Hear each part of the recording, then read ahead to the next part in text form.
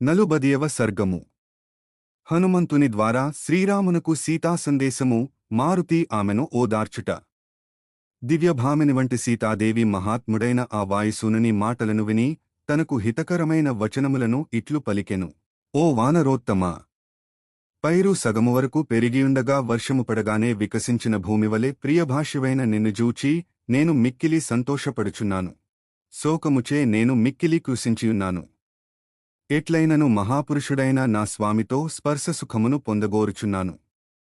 నాయందు దయించి నా మనోరథము ఈడేరునట్లు చూడుము. ఓ కపివరా! నాడు శ్రీరాముడు కోపోద్రిక్తుడై ఇషీకము అను తృణమును మంత్రించి కాకి యొక్క ఒక కన్నును తొలగించెను. ఆ కథను నా ప్రభువునకు ఆనవాలుగా తెలుపుము. రామా!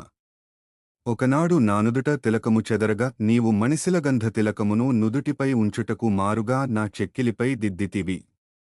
ఆ విషయమును జ్ఞప్తికి తెచ్చుకునుము.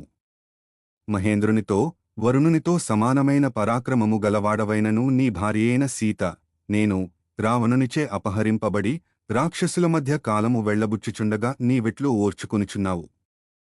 ఓ సత్పురుషా! ఈ దివ్యచూడామణిని నేను ఇంతవరకును కాపాడుకునిచువచ్చితిని.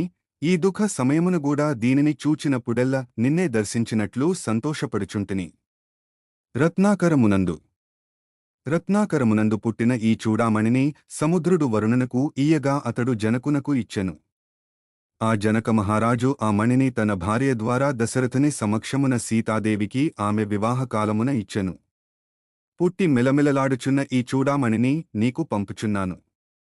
శోకమగ్ననైన నేను ఇది లేకుండా ఇక మీదట జీవించియుండజాలను. భయంకరులైన రాక్షస స్త్రీలు నాకు కలిగించిన దుఃఖములు భరింపరానివి. పలికిన పలుకులు హృదయ విదారకములు. వాటిని అన్నింటినీ నీకొరకై ఏనాటికైనను నీవు వచ్చి నన్ను రక్షింతువను ఆశతో ఇంతవరకును సహించుచువచ్చితిని. ఓ శత్రు సంహారక! ఒక నెలవరకు మాత్రమే నా ప్రాణములను నిలుపుకునియుందును. ఓ రాజకుమారా! నీవు రానిచో అటుపైన నా ప్రాణములు నిలువవు. రాక్షసరాజైన ఈ రావణుడు మిక్కిలి క్రూరుడు. వాని చూపులు నన్నెంతగానో బాధించుచున్నవి. నీవు వచ్చుట ఆలస్యమైనచో గడువునకు నెలకు పిమ్మట ఒక్క క్షణము గూఢ ప్రాణములతో నుండజాలను.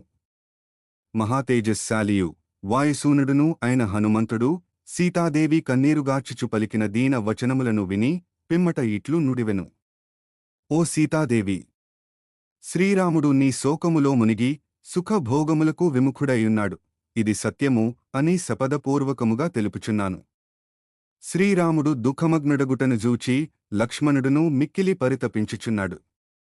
ఓ భామిని! ఎట్టకేలకు నీవు నాకు కనబడితివి. ఇది శోకింపవలసిన సమయముగాదు. ఇక ఈ క్షణము నుండి నీ దుఃఖము దూరమైనట్లు భావింపుము. శత్రు సంహారకులు మహాపురుషులు అయిన ఆ రాజకుమారులు ఇరువురును నిదర్శనమునకై ఆరాటపడుచున్నారు.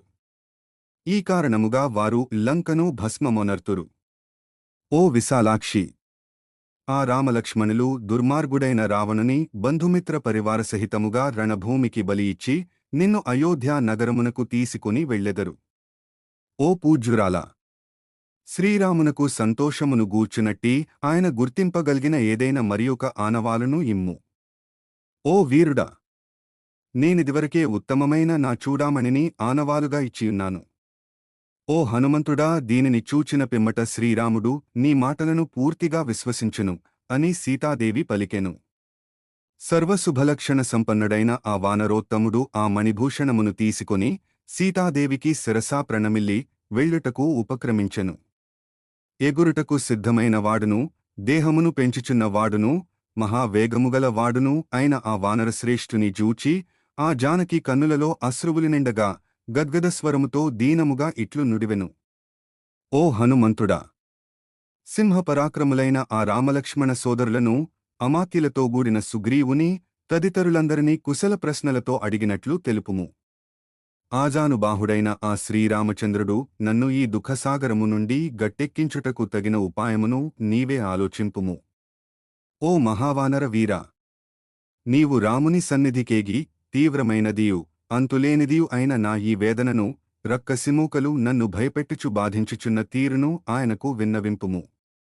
నీ ప్రయాణము హాయిగా కొనసాగుగాక. ఆ హనుమంతుడు రాజకుమారి అయిన సీతాదేవి సందేశమును అందుకుని కృతార్థుడై సంతోషముతో పొంగిపోయెను.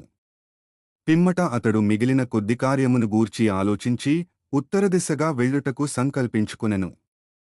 వాల్మీకి మహర్షి విరచితమై ఆదికావ్యమైన శ్రీమద్ రామాయణమునందలి సుందరకాండమునందు ఇది 40వ సర్గము.